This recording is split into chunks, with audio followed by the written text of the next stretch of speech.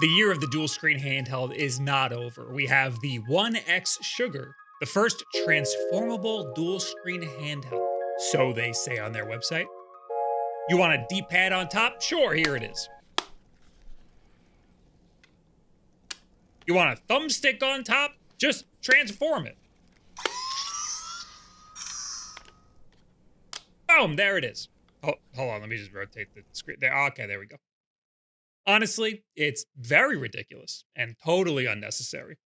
I'm all for wacky form factors. I'm here for the whimsy. I am getting very tired of every retro handheld coming out just being a glass rectangle. So I'm down for something a little wacky. Okay. Yes, it makes those transforming sounds every time you transform it. It's barely practical. I'm being very generous. It's not practical at all. This is not a folding device. It has 3 modes: single screen horizontal, dual screen with the tiny one on top, and dual screen with the tiny one on the bottom. No, it does not articulate in any other way than that. It is wildly bizarre. What's perhaps more interesting is that this is one of the most powerful Android handhelds that I have ever laid my hands on, with a Snapdragon G3 Gen 3 CPU. The only Android devices with this chip are the Ioneo Pocket S2 and the Conquer Pocket Fit. And then there's this thing. No cell phones use this chip. It is an extremely powerful chip. I found it very hard to even test the power of this very powerful chip. Emulation is so good these days on Android that we're already pushing the limits of Android even on slightly weaker chips. The extra power could be useful for Steam games, but I even struggled to find the benefits there. This is clearly a dual screen gimmick designed specifically for 3DS games, which it excels at. You could even do Wii U emulation, and you're gonna need all the power you can get for that. But unfortunately, Wii U emulation just isn't quite there yet on Android. I'll admit that it's a very interesting device, and the concept is nice and fresh and new, and I know I've been begging for different things in this space, but this is kind of the monkey's paw. I should be more careful what I wish for. Also, it's $700. While you process that, why don't you watch an ad from this video sponsor, FlexiSpot.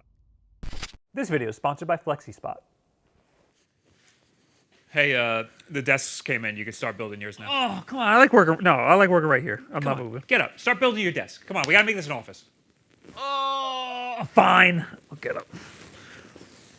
Oh. That was the AC. You got to get that fixed. It makes a lot of noise. Transform your workspace with the E7 Pro standing desk. Say goodbye to back pain and wobbly desks. With an adjustable height range of 25 to 50.6 inches. It's perfect for a big body or a small body. Built with a 440-pound static capacity and a durable dual motor design, it can hold a whole lot of stuff. This is actually, I'm actually scared. Can you come hit the button, please? Hit one. Plus, enjoy a 15-year warranty and a 30-day risk-free return service. Come on, don't be like this. What? It's my desk. You're so lazy. This is why you're not at 1 million subscribers. How many subscribers do you have? We're the same person.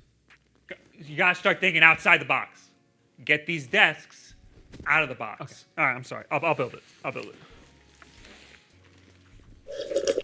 Check out their standing desks, like the E7 Pro model that we have here, or their ergonomic chairs. And make sure you use code YTE730 at checkout for an extra $30 off your own E7 Pro standing desk. Who's this tall? Wow. You're right. I feel so much better like this. I'm going to cancel my chiropractor appointment. You okay? I might. Man, we should really call somebody about that AC, huh? You do it. The screen's glitching. That's a new problem. So I backed their Indiegogo campaign, which cost me $605 with their early bird pricing. It is now $700 on their website. And that's a sale, believe it or not. I will give them some credit though. There's only one SKU. So you don't need to worry about like which RAM size to get or what storage options you want. There's just one. So I like that. I don't love the price. It also cost me an additional $78 tariff charge upon arrival, which was a complete surprise. Also, not really their fault. I ordered the white one. You'll notice this is not white. They reached out to me and said that the white one was a little delayed. So I had the option to either wait for the white one or switch to the black one. So I just switched to the black one. Reviews for this went out months ago. I have a little bit of beef with the company ONEXSUGAR that made this that I've already talked about in previous videos and I'm not going to get into again. So this is a real retail unit. I haven't seen any of those other reviews, but as far as I can tell, this should be identical to the review units that they got. The only real difference here is that this video is being posted after the Ein Thor is already out. The Ein Thor is pretty much unanimously considered the best dual screen emulation handheld device that exists. So this ONEXSUGAR now has some very different standards to live up to than it did just a few months ago. It did come in a really cool box. I appreciate the package design. It also has one of the coolest looking 45-watt chargers that I've ever seen. So I guess some of that $700 goes into the unboxing experience. Also, it comes with a case, which is necessary because how the hell are you going to lug this thing around? Remember, this is not a clamshell. It can't fold onto itself. The most compact it can get is by going like this and flipping the bottom screen like that, and then it makes a big loud sound every time. So now you have the big long screen on the top and the small square screen on the bottom. So if you put it down, it's now on the bottom screen. Both the front and the back have screens, so you can't just put this in a bag. And if you rest this on a flat surface, the very, very bottom of the square screen will touch the table. And even if it was tilted perfectly so the screen didn't touch, the surface has to be completely flat. If there's even a crumb, it's not flat anymore. I only feel comfortable setting this thing down when it's in the open dual screen mode so that there's no glass on the back. This is just one of the many ways this eccentric design is impractical. Also, every time you flip it, you got to grab the screen. So there's just always going to be fingerprints on this thing. Oh my God, I got to turn the volume down. I am noticing a lot of schmutz is getting caught between the screen bezel. What the hell? It's getting real dirty real quick. Ew. First thing you got to do is turn this thing on. It's like a Rubik's Cube in that way. If you turn it on in this state, the power button is here. If you turn it on in this state, the power button is here. You're essentially getting two completely different handhelds. If you lock the screen orientation, it will always boot up in portrait orientation, which is never an orientation we would ever want, no matter what configuration we have this set in. My very first concern when I saw this thing revealed was how is the screen orientation going to react? With a device this flippy, is it going to be responsive? Turns out, it's pretty horrible. If the screen orientation isn't locked, you can expect some weird rotation issues. I've had it get stuck on me a few times. I ended up just locking the screen orientation. And then I use this little on-screen button to flip it when I need to. Sometimes that button just doesn't come up. But I mean, this is the best we can do. If you transform mid-game, the screens might rotate, but now they're the wrong way. The wrong screen is on the top. It doesn't work right, obviously. Android devices always come with an Android setup you have to do. You ever get a new device of any kind and you turn it on and it goes, hey, would you like English, para español, or whatever? With an Android handheld, when you're doing this kind of setup, sometimes it will ask you which emulation apps you would like to download, which is pretty helpful. It's like a little guide. This thing didn't have any setup at all. It just loaded straight into Android with its own ONEXSUGAR apps already on there. How is it set up already? What? Now, I'm not usually one to be paranoid about security concerns, but I'm very concerned that this was set up already. Who knows what's on here?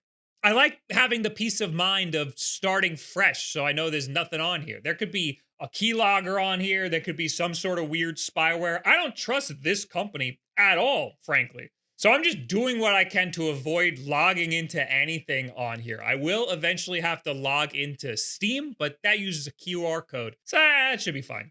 It came with apps, but none of them are emulation apps. So we'll have to put those on there ourselves. I'm going to be using pretty much all the same ones that I use for the Ein Thor. You can find each one by simply Googling the name of it and getting the Android APK. It's usually on a website called GitHub. The only difference now is that there's a new update for Citra MMJ that now works better with dual screen handhelds like this. And I found that a little easier to set up than Akahar. So I just used that for 3DS games. This thing has the new Snapdragon G3 Gen 3, which is insanely powerful, 16 gigabytes of RAM, which is also a lot. It also has very clicky buttons and Hall effect sticks that all feel pretty great. Except for these shoulder buttons, which are an abomination. It also comes with a magnetic D-pad, which is a nice concept and it feels fine at first, but during gameplay, it slides around a bit too much. So it's not practical at all. The face buttons aren't labeled normally, but that's okay, considering now this thing has to flip around a bunch. So I'm not mad about that. Both screens are somewhere around 1080p, and they are both OLED. They are nice looking. I'm not very susceptible to PWM flicker, but I know some people are, and if you are, this device might not be for you.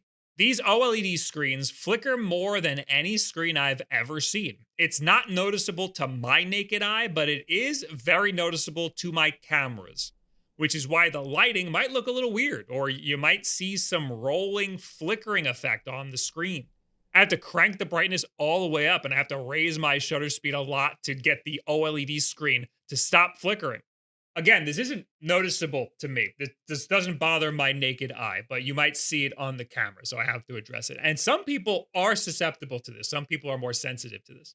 This has 512 gigabytes of internal storage, which is more than enough to hold my entire ROM library and even a bunch of Steam games. Before we play anything on here, though, we have to run some benchmarks. This is very clearly the most powerful Android handheld that I've tried by like a pretty significant amount, beating the Thor by over 1,000 points on the 3D Mark test, which is very surprising. Once again, benchmarks aren't everything. I put the Thor through its paces in that review, and it ran everything that I threw at it pretty much just fine. So it's gonna be hard to find things that will work better on the ONEXSUGAR than it did on the Thor. Android is kind of at a ceiling right now. It's not exactly known for high-end gaming outside of our little niche. Also, that gap might look really wide in that chart, but really, it's not all that different in terms of actual performance when we're playing actual games, because the games aren't exactly optimized for this chip that like just came out.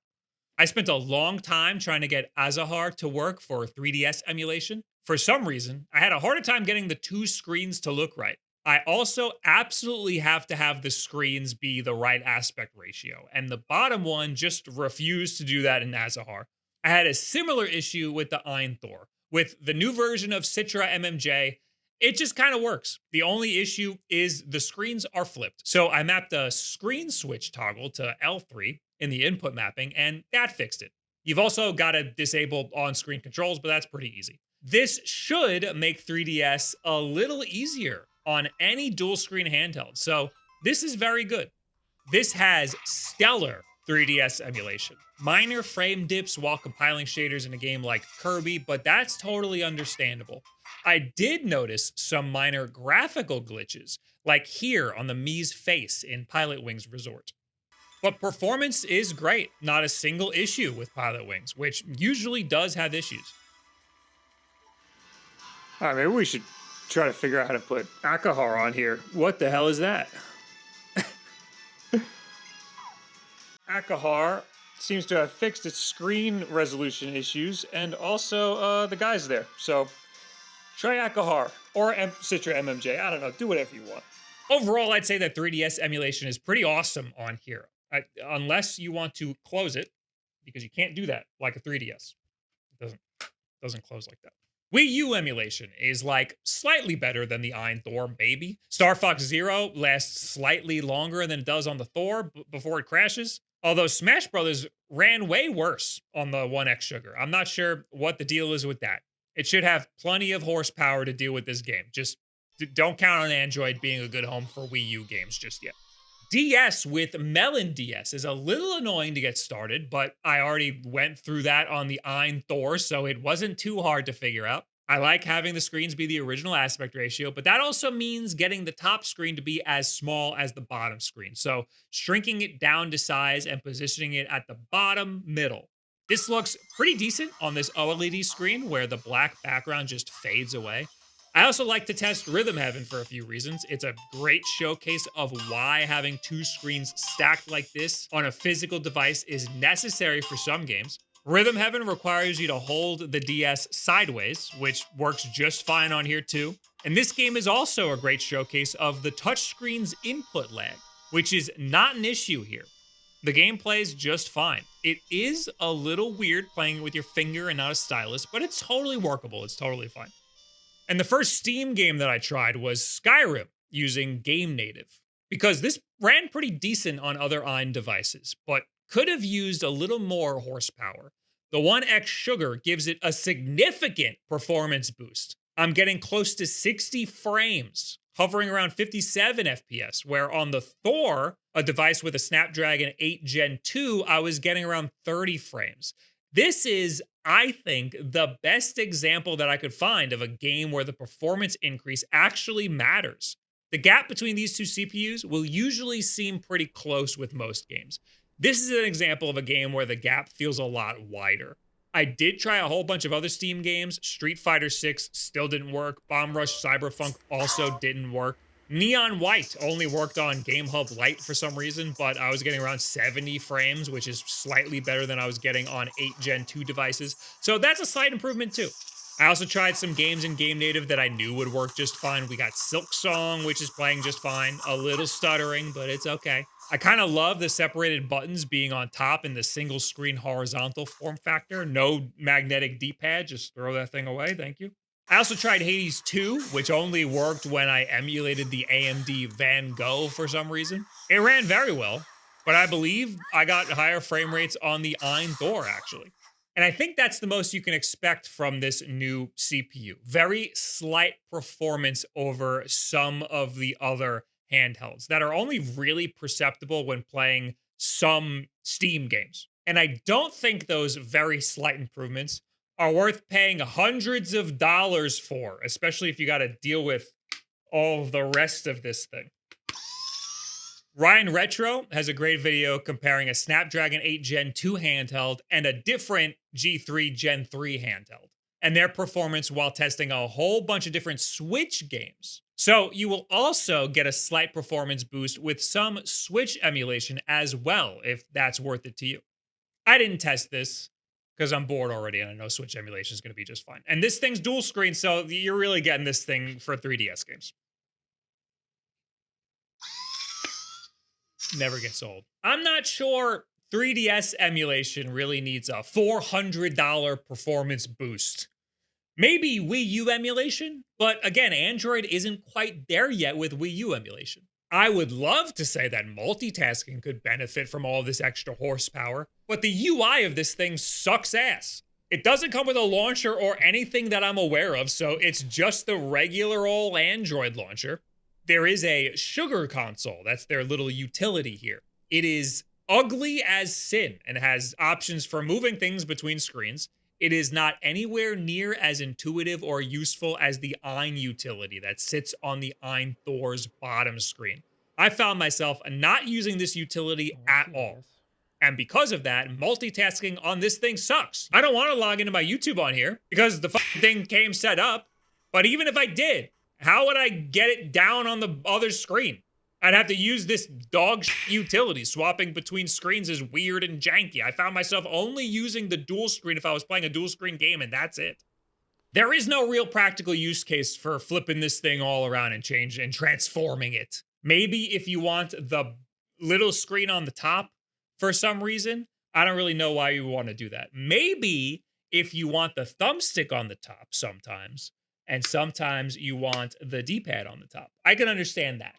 I could see you wanting to put the small screen away for some single screen gameplay, but I don't think that's worth putting up with the rest of this jank. I'll give them some credit though. The hinges are very nice. The whole device, in fact, feels very solid. It's just stupid is the nicest way I could put it. I don't see a reason for this to exist other than a concept art piece. It's powerful, sure, but the power can only get you so far. There's a much better dual screen handheld that is almost just as powerful and can play 99% of what this thing can play. If you absolutely need that power, get the Conquer. The one that was in Ryan Retro's video. I don't have one myself, but that thing is under $400 with the same RAM configuration. That is $300 cheaper than this. You're paying $300 more for just this extra little tiny screen, which you could already get in another much cheaper handheld that is also almost just as powerful. I don't see a world where this makes any kind of sense. It's bulky, it's janky, it's unsafe, it's expensive. It's all pageantry that serves no practical purpose. Look, I could play 3DS games. Wow. What do you guys think of the ONEXSUGAR? After all, it surprises me every time. After all that, you still want one? Leave it in the comments below. Add me on Twitter, any and all of this other social media garbage. At the very least, I hope this thing was interesting to you. Maybe there's a use case for this that I'm missing. Every once in a while, I do live streams here on YouTube and over on twitch.tv/wolfden where I play with these things. So you can see me test these things live and you can help me. And you can tell me what I should be testing. Most important thing you can do to help support this channel is subscribe and turn on notifications if you want to see these videos, because YouTube's not always going to tell you. And share this video with a friend. Someone, I don't know, who wants something similar. Someone who's interested in playing 3DS games on a $700 device. Thank you very much. Have a good week.